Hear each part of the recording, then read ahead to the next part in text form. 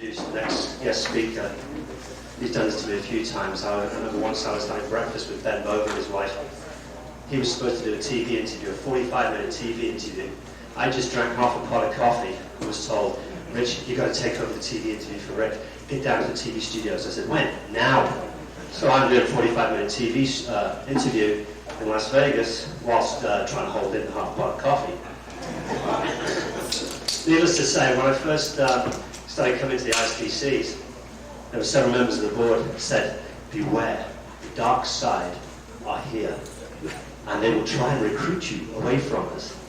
And that's when I met Rick, and sure enough, he recruited me. So without further ado, the dark side of space advocacy, Rick Tumlinson.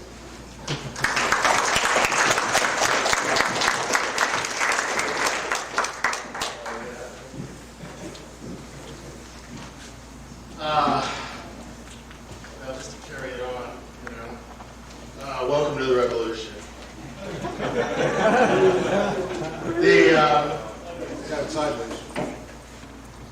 The fact is that, like the album start side of the book, right at the very end of the album as it's fading out of the CD. As it's fading out, you hear the guy reads this introduction. Same thing for space. I think black should be our universal color for space advocacy. Anyway, I'm not going to sit here and try and hold that up. First, I want you all to give yourselves a round of applause for coming to a beautiful Oklahoma.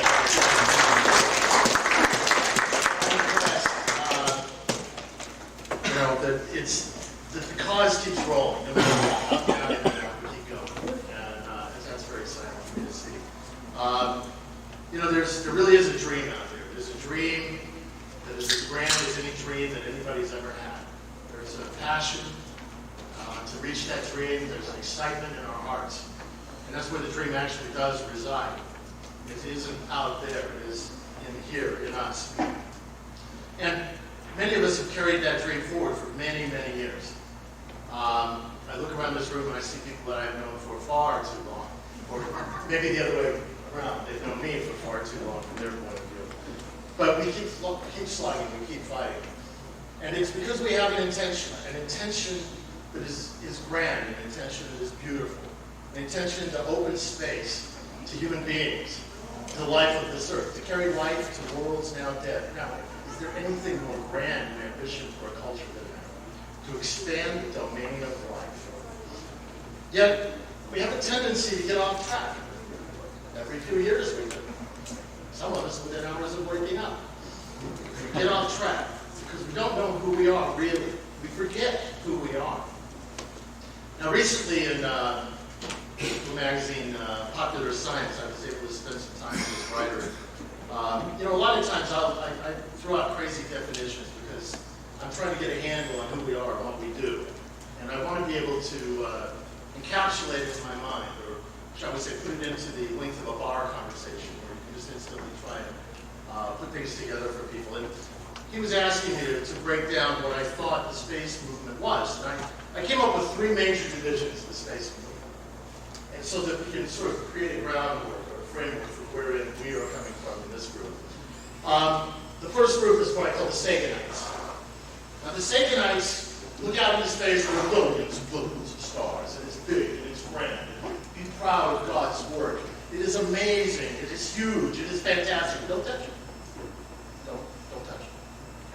Just look. Cosmic warriors. Then there's the Von Brauneys. The Von Brauneys. We will build a God's space program. Once we will go into space, we will conquer space. We will fly bravely into space, trusting boldly into the universe. And all before us will fall.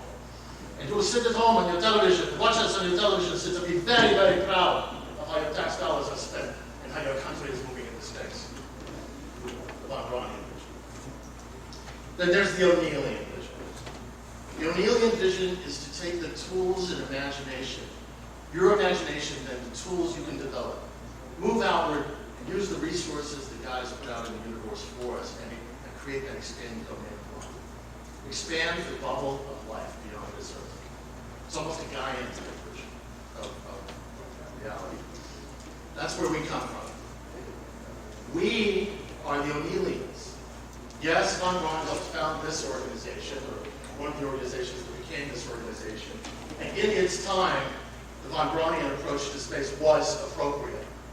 There was a Cold War that had to be won. Somebody needed to prove who was the biggest, baddest kid on the planet. It was necessary to take on that bold governmental approach at that point.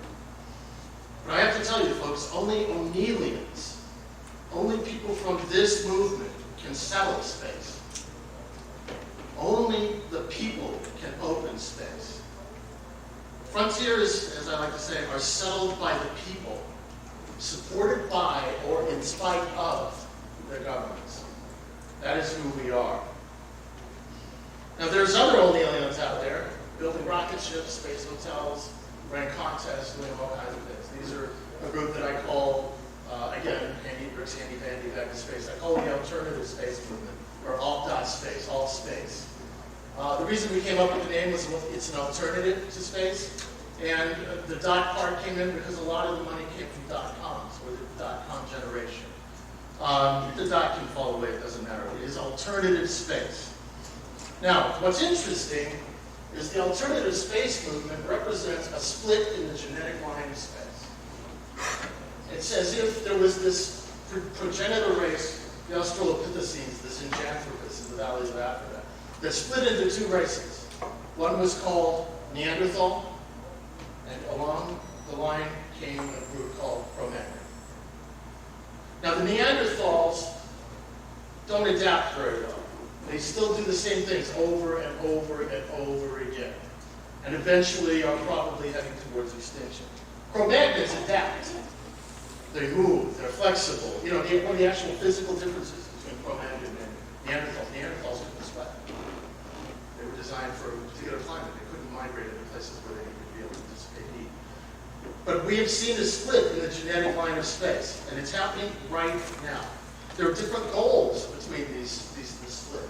There's different approaches. It's a completely new way of looking at space, and it's been growing for quite a while.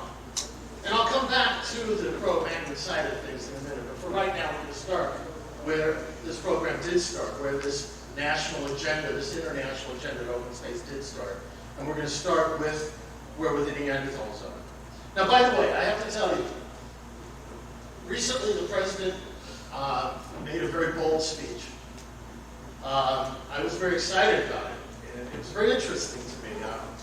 I got this really I live in LA, near LA, Burbank, and I got this call at 6:30 one morning from this guy named Chip. They're all named Chip, I don't know why, but he goes, I'm calling from the White House. The president would like you to come and attend his remarks tomorrow. And I laughed and mumbled and hung up the phone. I thought it was one of my East Coast friends pulling one on me for slipping into it. I literally did. It sounded right. A little while later, somebody pointed out that I should look at the caller ID. I did. I was, oh my God. A few hours later, members of the foundation had pitched together some money for me to fly to D.C. the next day, and I was able to be there, one of the only 20 invited guests from the White House.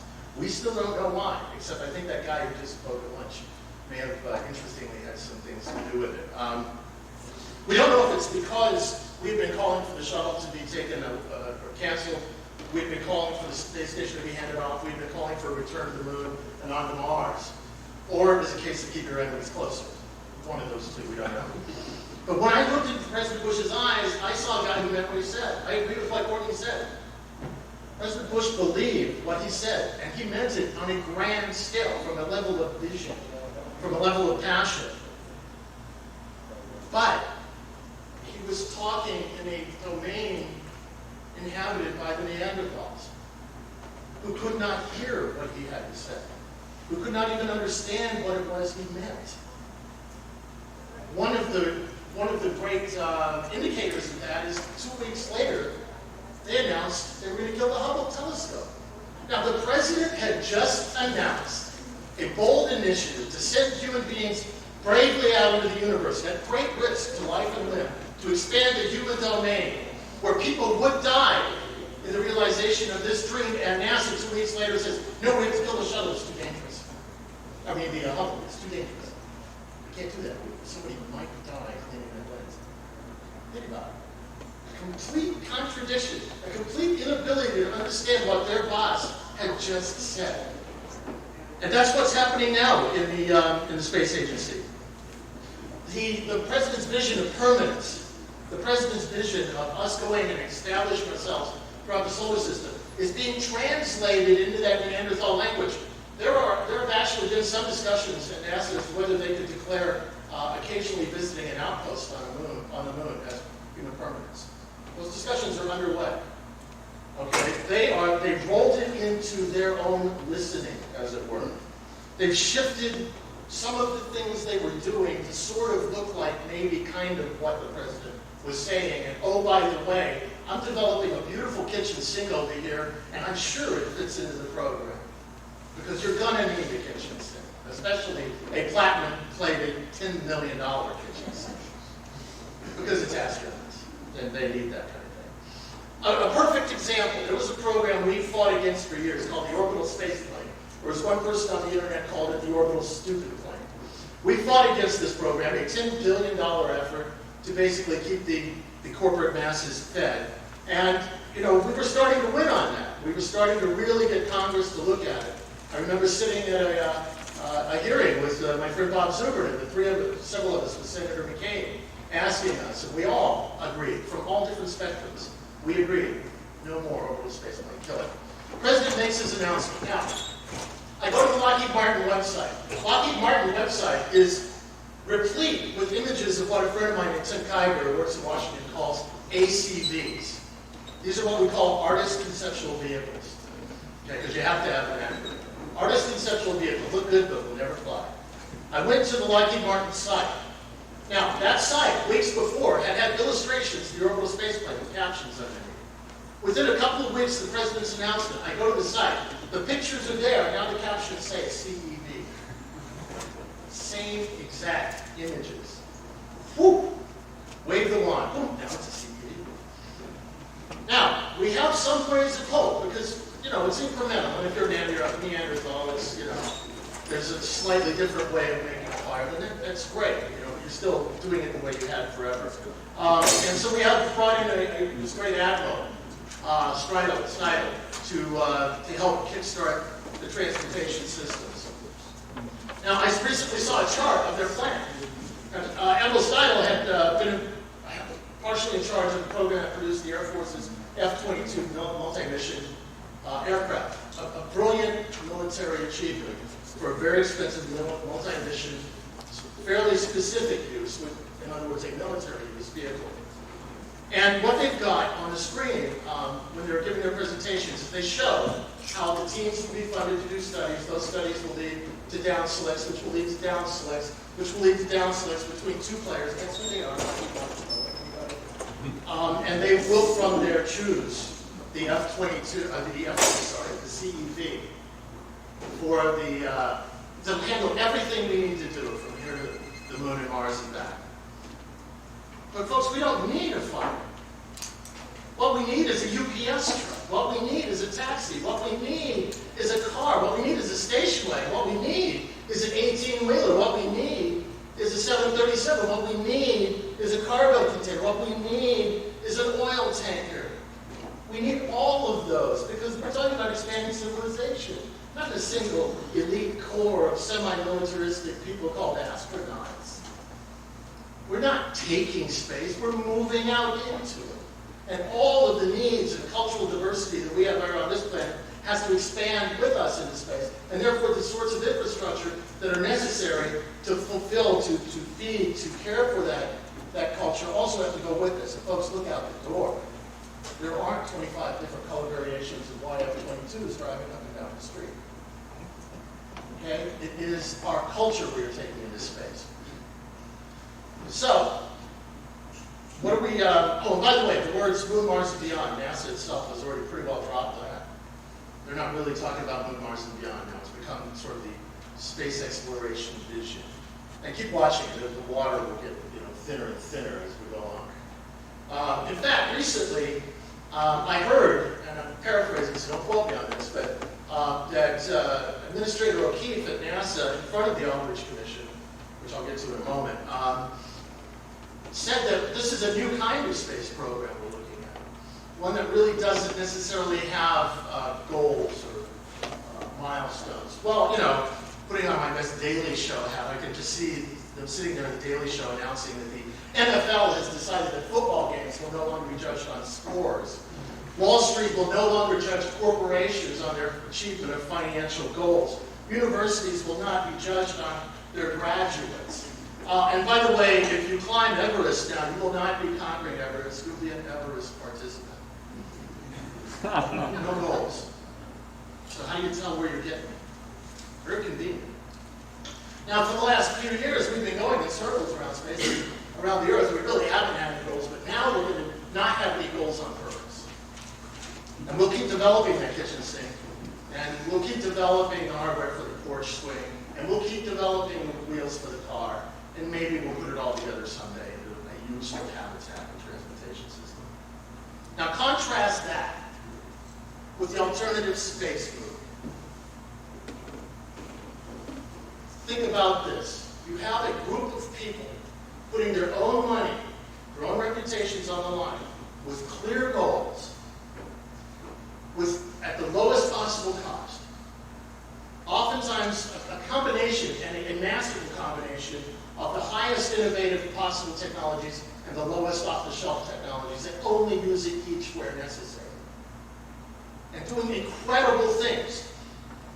As was just mentioned in the luncheon speech, the X Prize, which is out there, and other prizes in history have generated a lot of activity. And the X Prize I consider to be a part of the alternative space movement. We have companies that are also working for other things beyond the X Prize, though. Now, look at Burt Rutan. Beautiful. Look at what he's doing out there. He's reached a combination of about 40 or 50 miles now if you take the two different flights that he's done, the two stages of his vehicle. He's getting higher and higher and higher. He's spending about $40 million, by the way. We'll come back to that in a minute. SpaceX, not competing for the X Prize, but completely innovative. Going to dramatically lower the cost of going into space. Bob Bigelow, owner of Budget Suites of America. Bob Bigelow is going to build a hotel in orbit. JP Aerospace, using balloons to get to space. One of the very exciting teams out there. By the way, JP did a presentation at the Space Access Society a few weeks ago. Blew everybody in the room with that. Basically, they said, we're about to be classified because we're working with DoD, so we're going to tell you all everything we're doing so we can't be classified. They're going to build a sky station some 40 miles up, halfway into space. From there, they're going to build lifting bodies that actually will take tons of payload in the orbit with a staff of 40 people in the sky station. It's brilliant. While the rest of us are thrusting boldly into space, they're going to waft slowly into space. 5 days to reach orbital velocity. It's a beautiful concept. It's not even, it's so beyond out of the box, it doesn't even see the box. Now, these things are happening. Kai Michelson, whose team won, or hit a milestone just a couple of weeks ago, launching the first private amateur rocket into space. As you notice, technology development goes on even as we speak.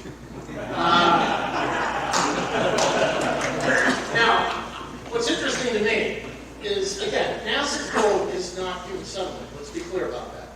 But NASA, as it often does, will sort of sometimes, some of the good people at NASA will notice that there's a world out there, and they'll adopt what they think they see out there in that world.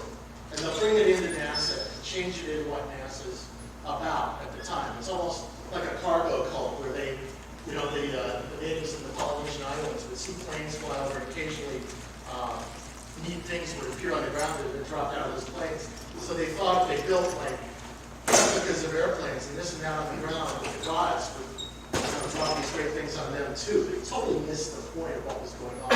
Well, NASA's created a thing called the Centennial Challenges. We, once again, as a movement, are very excited about that. And indeed, I am excited about that. Because the Centennial Challenges represent a prize-based leveraging of people's enthusiasm and ability to develop technologies out in the world. It's a great idea. But two things are wrong with it. Number one, the entire budget for the first year of Centennial Challenges represents approximately 1/700th of NASA's annual budget. Right? Basically, 1/700th of NASA's annual budget will be dedicated to paying for actual things that are delivered. Okay, this is not the way to open space. The other interesting thing about the Centennial Challenges is that the Centennial Challenges are designed to produce technology advances that fit into NASA's agenda for opening space. Now, I want you to think about this very carefully. The X Prize was designed to generally advance the capability of people to enter and return from space economically, thus helping open the frontier. The Centennial Challenges will be designed to help NASA develop technologies to help it on its own misdefined mission to potentially, possibly, maybe send some robots to the moon and onto Mars at someday, several decades in the future. In other words, they're not going to be looking for technologies that widen the opening into space. They're going to be looking for things that come to them and help them do their job maybe a little bit better. Now, I'm saying this stuff not because I hate what they're doing. I sat in on the meetings that helped found the SEA, that your leader, George Whitesides, played an incredible part in, by the way. You should be very proud of that man. But I want you to understand, not to be led this time. You are the people. You pay those people's salaries. You tell them what to do. And if they go off the mark, you get them back on it. You direct them where they need to be. You tell them what you want to see. And what does that mean? What does that mean to the people in this group? What should you do when you leave here? What should this organization and others like it do? Number one, your intention, your actual exemplification of your intention is what you get. What you really intend to do, declare that you're going to do on a regular basis and follow that with your actions. That is what you get. The intention of this movement should be the human settlement of space. That is the goal. Don't be shy from that. The last executive director of this organization, in a conversation with me when we started talking about holding a space settlement summit in Washington, D.C., told me the people in Washington are not ready to hear the word settlement. He was the executive director of the National Space Society. The root being the L5, the root being O'Neill. They're not ready to hear space settlement. How long has this organization existed? And they're not ready in the hometown of the organization to hear the word settlement. Therefore, we shouldn't utter it. God forbid. Wrong. Utter it. Scream it from the rooftop. Shout that that is what the space agenda is about. That's what the next American space agenda will be about, is human settlement. Because from there, all other decisions cascade. If you have a settlement agenda, you don't build a YF-22 for space. You create a system that creates and leads to the development of the UPS truck, of the van, of the tow truck, of the 737. You create a system that does that. And it's not, by the way, a single set of government employees working under a narrow mandate. It is things like prizes. It is things like contingency contracts, paid for delivery contracts, or as they did in the early days of the airplane, letting people carry the mail, things like that. To help start an industry, not a specific feeding of one specific group of people who have always fed on the space program.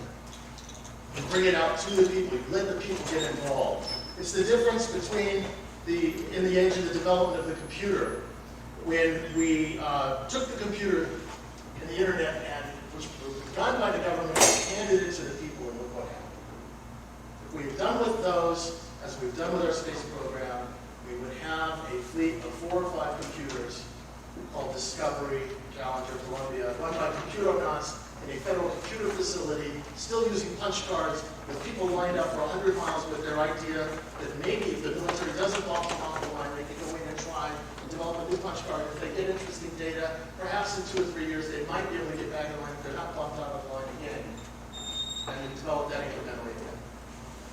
Give it to the people. The people in their imagination applied to any problem can create absolute miracles. And that's what the space movement is about. That's what the space settlement movement is about. Letting the people get out there with their tools and their imaginations and the resources of space and turn this into something. Turn it into something beautiful. So what can you do? Stand up for space settlement. Join the Space Frontier Foundation, other groups. Let's have another space settlement summit.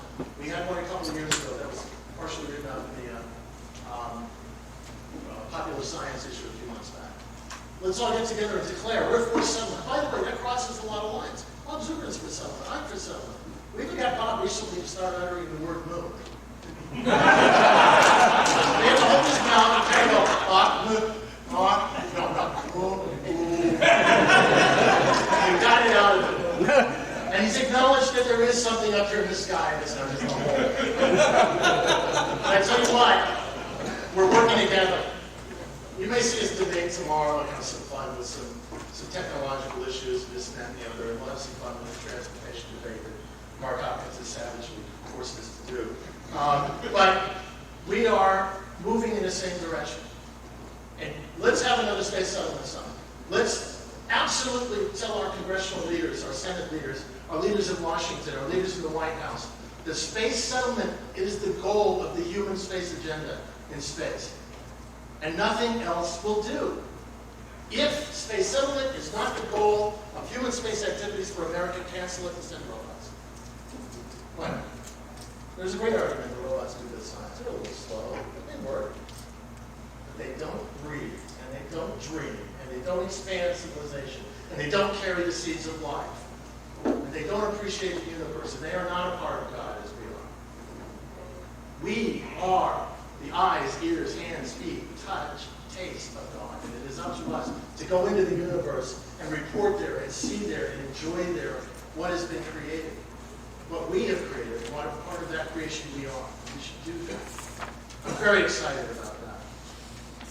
So let's do it. Let's raise the ante, by the way. Let's raise the ante out there. Okay, prizes are good. Nancy was sort of tacitly acknowledged prizes are good. Let's start turning the majority of your budget into prizes so we actually get some deliverables. For example, let me see. If it's costing Rootsan $40 million, let's say $50 million to go after the X Prize to build a reusable suborbital vehicle. Okay, so orbital is harder. Let's say, what, 5 times harder? 10 times harder. It's 10 times harder to go into orbit. $500 million prize for the first company or organization to create a vehicle that orbits the Earth with a human being. $500 million. Let's say $1 billion for the first 10 people to live in orbit for a year. Don't hold me to these numbers. I'm just tossing out ideas, all right? Let's not do the space geek thing. Get too technical yet. It's a concept right now. Let's look at it. Let's expand upon it. Let's put smart minds on it. Let's look at what really happened with the X Prize or our CATS Prize or other prizes and leverage them. But I'm just throwing out some ideas here, some possible markers. $1 billion for 10 people in orbit for 1 year. Why do I say $1 billion? We just spent $100 billion not opening space with the space station. Because Bob Bigelow is going to fly on SpaceX in about 2 or 3 years his inflatable space hotel, 1/3 scale model. A 1/3 scale test model. That from what I understand, and again, don't quote me on this, but from what I understand, is already his 1/3 scale test model is going to have more interior volume than the current space station. It's his test model. And he's not going to spend $1 billion. So $1 billion thrown into that would not only help Bigelow get a hefty return, but probably kick off 5 to 6 other competitors. Let's say $20 million to put a lander on the moon. Just a little lander landed on the moon. Just hit the moon. Somewhere on the Aiken Basin, somewhere nice where there might be some hydrogen water. $50 million for a sample return from the moon. Just bring a smidgen back. Just show us that you can do it. How many teams do you think would pop up and start really going for it if you were $50 million? You can make it international too if you want. You really want to be globalist and the whole thing. Great. $1 billion to put a human being on the moon safely and return them to the Earth. $1 billion prize. That is 1/10 of what NASA proposes to spend on the YF-22 crew exploration vehicle orbital stupid plane, whatever that is. Okay, 1/10. I guarantee if that prize was out there, somebody would actually do it, and it wouldn't be an artist's conceptual vehicle. It wouldn't be an artist's conceptual mission. It would actually happen. $10 billion to put 5 people on the moon for 1 year.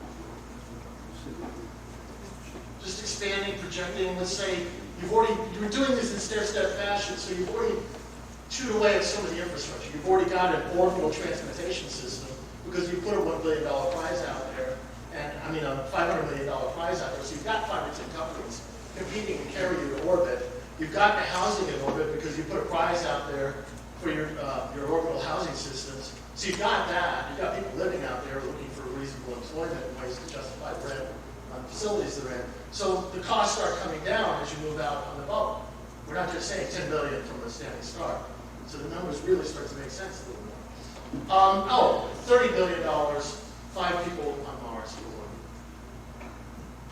Which, by the way, interestingly happens, don't tell him this because he'll blow it, but it happens to be close to Bob Zimmerman's estimate. His estimate. But why not? Again, you've got the infrastructure by that time. You've got 5 people living on the moon for 1 year, developing all the sorts of habitation systems, recycling systems, regeneration systems, transportation, life support, entertainment. All of these systems are being developed already because you've already had them on the moon at a cost of $10 billion. You've already gotten them to the moon because you sent the first human there earlier to develop the transportation to and from for $1 billion. And we're able to get a sample returns for $50 million, so you knew where to send them, where the resources were perhaps, on the Yankee basics. So you knew where the water was, so you began that kind of thing. By the way, in the middle, we throw in a processing plant prize, so that when they arrive, there's a processing plant cranking out oxygen, hydrogen, water.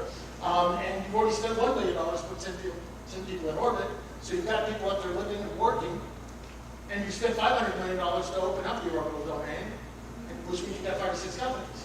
It all cascades, and each cost lowers the next, and what you're doing is creating an infrastructure which resembles, to some degree, the infrastructure that is used to power free enterprise economies like the one we live in. These are the kind of things we can do if we start thinking differently. But it all comes from that goal, human settlement and the expansion of life beyond the earth to worlds now there. That goal, that overriding goal. We want to talk about a culture that's lost. Look at our culture. We want to talk about a need to excite the youth, to bring in young people into our movement. Look around this conference. It's scary how many of us are, how old we are. It's time. We've got to do something exciting. We've got to hold out an alternative. We have to create the next American space agenda. Next American, space agenda, whatever you want to call it. But that's what we need. It is time to light the fire of that dream. It is time to reach inside of that intention that we have in our hearts, connected to the intention and the aspiration that is out there in the universe, and reach for it and make ourselves fly and take civilization for this, because we, in this room, in this kind of organization and others like it, are the harbingers of the future. It is to us that the children will look to give themselves a reason to dream. And imagine what a child will dream, and what a child who wakes up in the future and seeing little dots of light moving outward, dots of light on the moon, hearing the sound of thrusters as rockets take off to carry people to Mars and beyond. What that child will be able to do with their future, and what that kind of a culture can do, and what we can do. That's something to be proud of. That's something to wake up for in the morning. So join us. Thank you.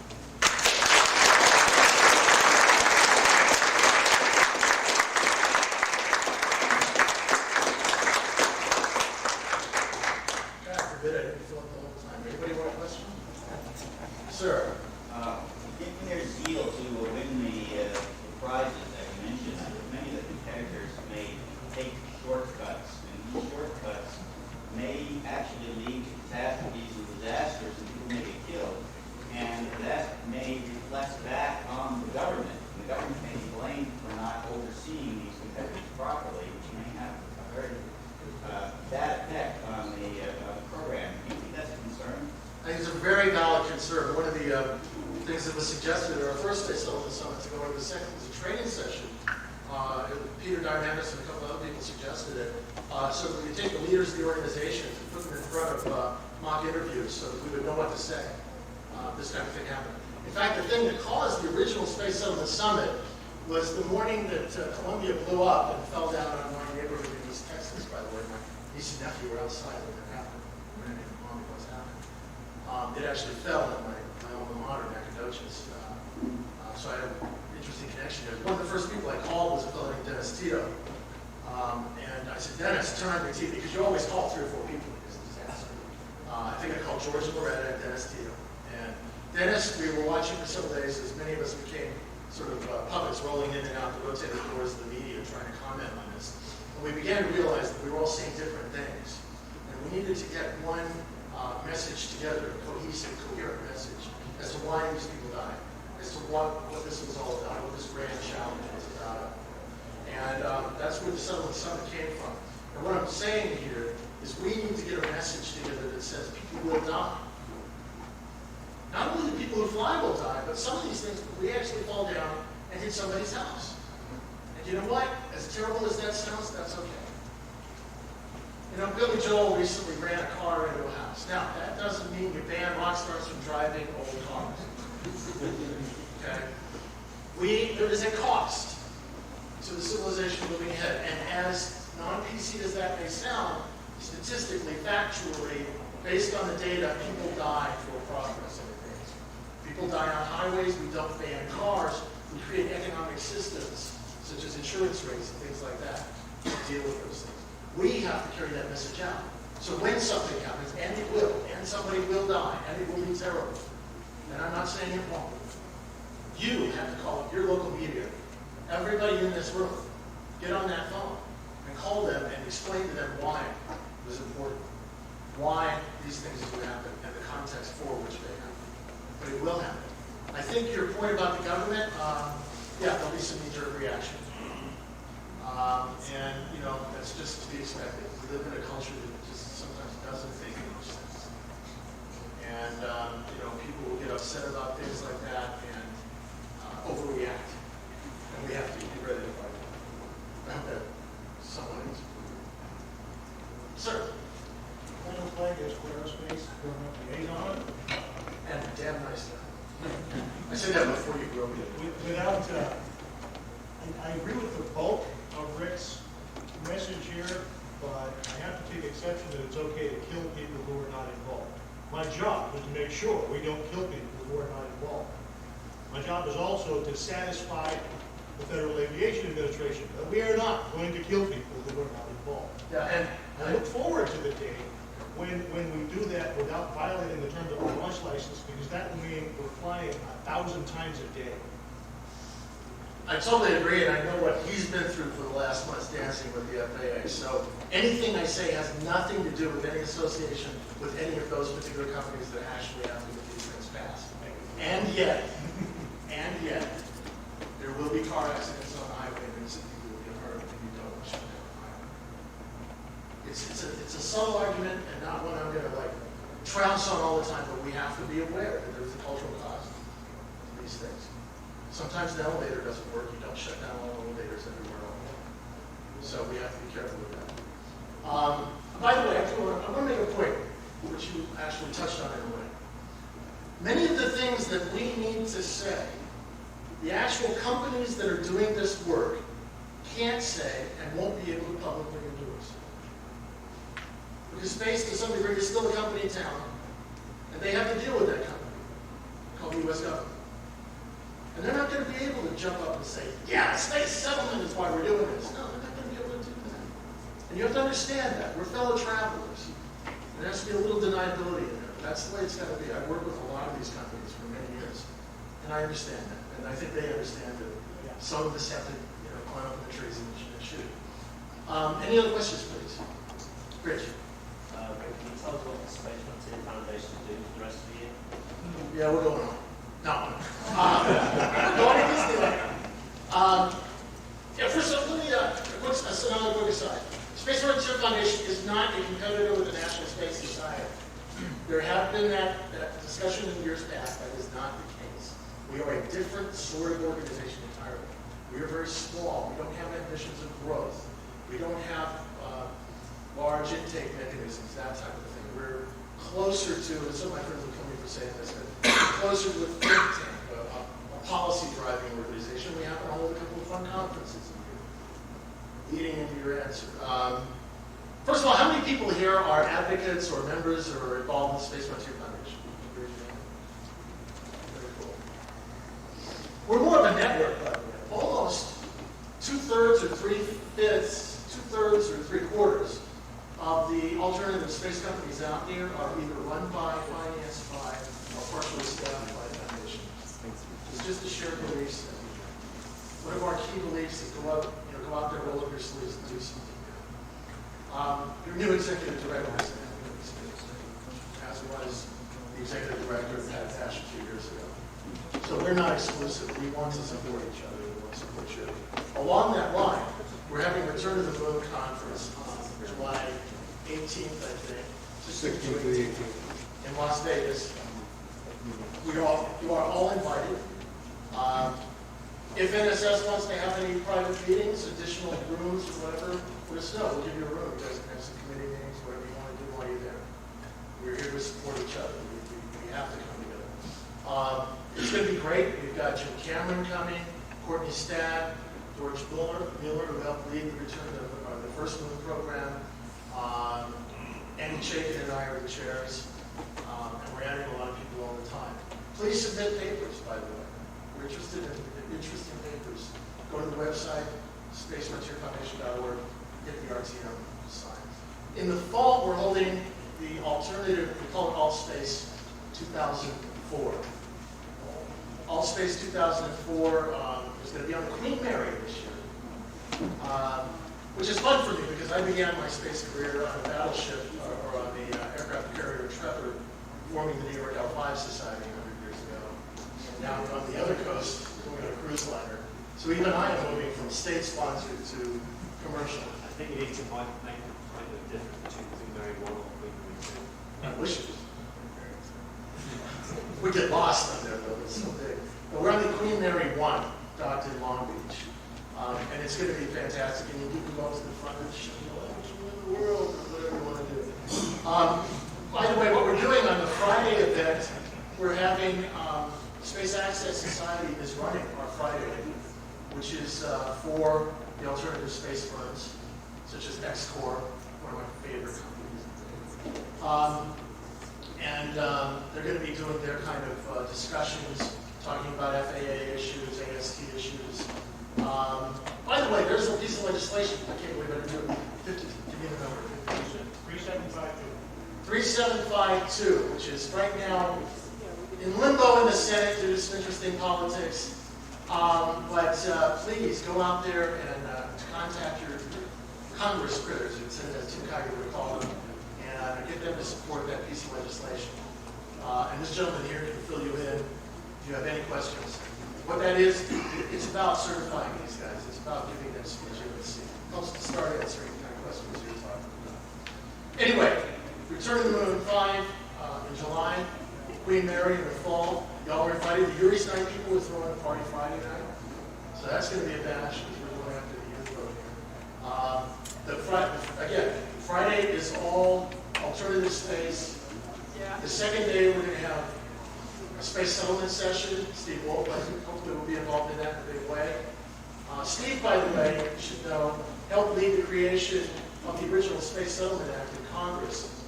Under Congressman George Brown, this is one of the heroes of the movement later, because that actually became law for a little while. There was the law of the land, the Space Settlement Act.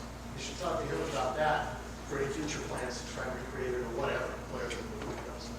So please show up in the fall. Oh, and we're going to have Frank White. We're going to talk about the overview effect. We're going to talk about the media and television in space, movies and television in space. We're going to give out awards and space adventure travel, things like that, tourism, adventure travel, and things like that. So we're going to have a lot of fun in the fall, and we invite y'all to come hang out on the boat.